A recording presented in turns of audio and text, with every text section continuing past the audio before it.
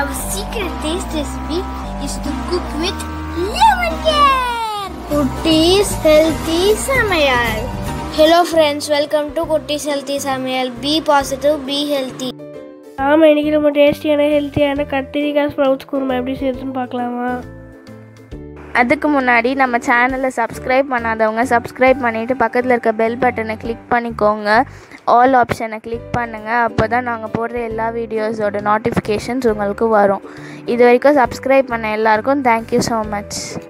நாம் இன்றைக்கி ரொம்பவும் டேஸ்டியான ஹெல்த்தியான ஒரு குழம்பு ரெசிபி தான் பார்க்க போகிறோம். அதாவது குருமா ரெசிபி. இது ரொம்ப சிம்பிளான குருமா தான், நிறைய வெஜிடபிள்ஸ்லாம் ஆட் பண்ண போகிறதில்ல, ஆனால் ரொம்பவும் ஆரோக்கியமானது. ஸோ வீடியோ ஸ்கிப் பண்ணாமல் பாருங்கள், அப்போ தான் உங்களுக்கும் புரியும், எங்களுக்கும் அது சப்போர்ட்டிவாக இருக்கும். ஏன்னா அதுக்கு ஒவ்வொரு ஸ்டெப்ஸுமே ரொம்ப இம்பார்ட்டன்ட். நாம் இது செய்யறதுக்காக ஒரு கடாயை வச்சு அதில் தேவையான அளவுக்கு எண்ணெய் ஆட் பண்ணிக்கலாம். எண்ணெய் நல்லா சூடான பிறகு ஒரு 3/4 ஸ்பூன் அளவுக்கு கடுகு ஆட் பண்ணிக்கிறேன். நான் கடுகுலேயே உளுந்தும் சீரகமும் ஆட் பண்ணியிருப்பேன். கடுகு நல்லா பொரிஞ்ச பிறகு பார்த்திங்கன்னா 2 வெங்காயம் சாப் பண்ணி எடுத்து வச்சுருக்கேன், அதையும் ஆட் பண்ணிக்கலாம். அது கூடவே கொஞ்சமாக கருவேப்பிலை ஆட் பண்ணி நல்லா வதக்கி விட்டுக்கலாம். இது நல்லா வதங்கிறதுக்காக வெங்காயத்துக்கு தேவையான அளவுக்கு நாம் சால்ட் ஆட் பண்ணிக்கலாம். நல்லா நமக்கு கோல்டன் கலரில் ப்ரௌனாக வதங்கி வரணும். இது வதங்கட்டும். அதுக்குள்ளே இதுக்கு தேவையான 2 தக்காளி மீடியம் சைஸில் கட் பண்ணி பொடியாக தான் கட் பண்ணி வச்சுருக்கேன். ஆனாலும் மிக்சியில் போடாமல் ஜஸ்ட் ஒரே ஒரு சுற்றி எடுத்துக்கலாம். அப்போ சீக்கிரமாக நமக்கு வதங்கிடும். இந்த டிப்ஸ் நான் ஆல்ரெடி ஒரு கிச்சன் டிப்ஸில் ஷேர் பண்ணியிருக்கேன். நீங்கள் அந்த கிச்சன் டிப்ஸும் பாருங்கள், கண்டிப்பாக யூஸ்ஃபுல்லாக இருக்கும். இப்போ நல்லா வதங்கி வந்துருச்சு. இந்த ஸ்டேஜில் நம்ம தக்காளி ஆட் பண்ணி நல்லா வதக்கி விட்டுக்கலாம். இதுவும் நல்லா நமக்கு வதங்கி மேஷ் ஆகி வரணும். ஸோ நல்லா நம்ம வதக்கிக்கலாம். இப்போ தக்காளி நல்லா நமக்கு வதங்கி வந்துருச்சு. இந்த ஸ்டேஜில் நாம் ஒரு 1/2 ஸ்பூன் அளவுக்கு இஞ்சி பூண்டு பேஸ்ட் ஆட் பண்ணிக்கலாம்.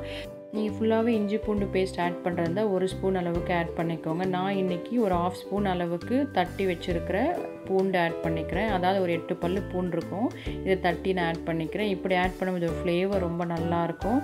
இதையும் சேர்த்து நல்லா வதக்கி விட்டுக்கலாம். இந்த ஸ்டெப் வந்து முற்றிலும் ஆப்ஷனல் தான். உங்களுக்கு வேண்டாம் நீங்கள் வெறுமனே இஞ்சி பூண்டு பேஸ்ட் மட்டும் ஆட் பண்ணிக்கோங்க. அடுத்து நான் இதுக்காக ஒரு 1/4 கிலோ கத்திரிக்காய் கட் பண்ணி உப்பு தண்ணியில் போட்டு வச்சுருக்கேன். அதனால தான் பாருங்கள் கலர் மாறாமல் ஃப்ரெஷ்ஷாக இருக்குது. இதை எடுத்து நம்ம ஆட் பண்ணிக்கலாம்.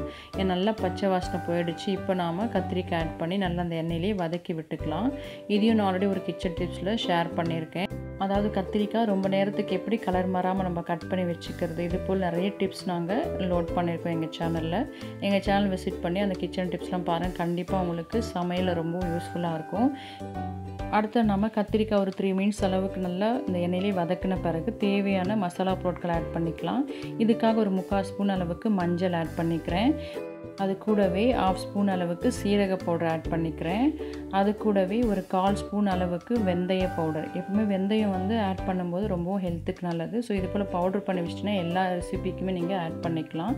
இப்போ இது கூடவே நான் 2 ஸ்பூன் அளவுக்கு மிளகாய் தூள் ஆட் பண்ணிக்கிறேன். இது நம்ம வீட்லேயே எல்லாம் சேர்த்து அரைக்கிற குழம்பு மிளகாய் தூள் தான். இது எப்படி அரைக்கிறது நாங்கள் ஆல்ரெடி ஒரு வீடியோ லோட் பண்ணியிருக்கோம். எங்கள் சேனலை விசிட் பண்ணி பாருங்கள், கண்டிப்பாக உங்களுக்கு ரொம்ப யூஸ்ஃபுல்லாக இருக்கும். அதோட லிங்க்கும் நான் டிஸ்கிரிப்ஷன் பாக்ஸில் கொடுத்துருக்கேன், செக் பண்ணிக்கோங்க. நம்ம சேர்த்துருக்க எல்லா மசாலாவும் நல்லா மிக்ஸ் பண்ணி விட்டுக்கலாம். இது மிக்ஸ் பண்ண பிறகு இதுக்காக நான் எடுத்து வச்சுருக்க 1/2 கப் அளவுக்கு ஸ்ப்ரவுட்ஸ், அதாவது முளை கட்டின பச்சை பயிறு தான். பச்சை பயிறு பார்த்திங்கன்னா ரொம்ப ஈஸியாக நம்ம வீட்டிலேயே முளை கட்டிடலாம். இது 6 ஹவர்ஸ் நீங்கள் நல்லா க்ளீன் பண்ணிவிட்டு ஊற வச்சிங்கன்னா 6 ஹவர்ஸ் கழித்து நீங்கள் அதை தண்ணியை வடிச்சிட்டு ஒரு காட்டன் கிளாத்தில் அப்படியே க்ளோஸ் பண்ணி வச்சிங்கன்னா காலையில் நல்ல முளை வந்திருக்கும். ஸோ இது ரொம்ப ஈஸியாக நம்ம வீட்டிலேயே செஞ்சிடலாம், ரொம்ப ஹெல்த்தியானதும் கூட. இப்போ நம்ம நல்லா மிக்ஸ் பண்ணி விட்ட பிறகு நான் 1/2 கப் அளவுக்கு தண்ணி ஆட் பண்ணிக்கிறேன். நான் இன்றைக்கி ரொம்பவும் திக்காக இல்லாமல் ரொம்பவும் தண்ணியான குழம்பாக இல்லாமல் மீடியமாக செய்ய போகிறேன். அதனால் 1/2 கப் அளவுக்கு தண்ணி ஆட் பண்ணியிருக்கேன்.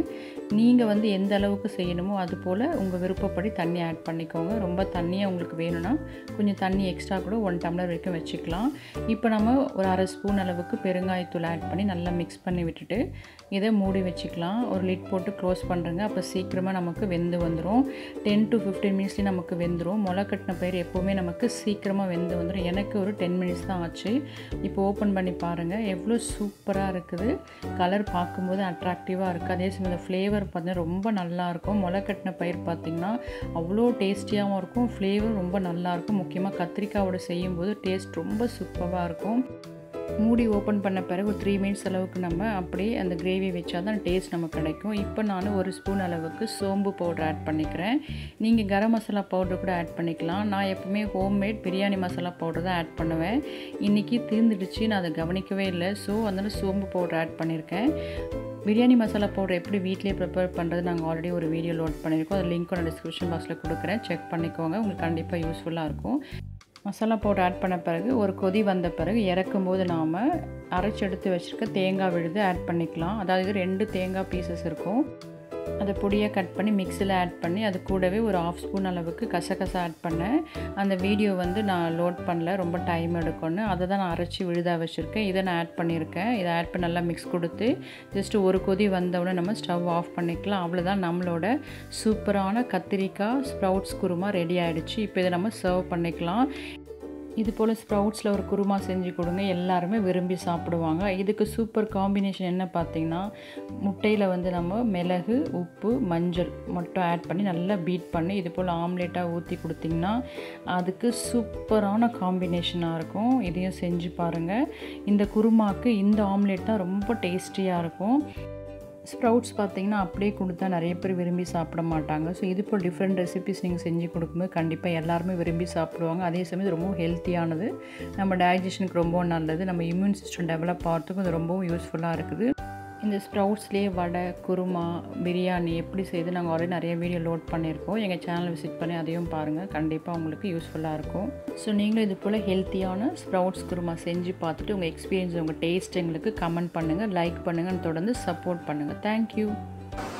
Yummy tasty. நீங்களும் ட்ரை பண்ணுங்கள், என்ஜாய் பண்ணுங்கள், ஹெல்த்தியாக இருங்க. தேங்க்யூ. மற்ற ரெசிபீஸோட லிங்க்ஸ் எல்லாம் டிஸ்கிரிப்ஷன் பாக்ஸில் இருக்குது. உங்களுக்கு இந்த வீடியோ பிடிச்சிருந்ததுன்னா லைக் பண்ணுங்கள், ஷேர் பண்ணுங்கள், கமெண்ட் பண்ணுங்கள், சப்ஸ்கிரைப் பண்ணுங்கள், பக்கத்தில் இருக்க பெல் பட்டனையும் கிளிக் பண்ணுங்கள். பாய்.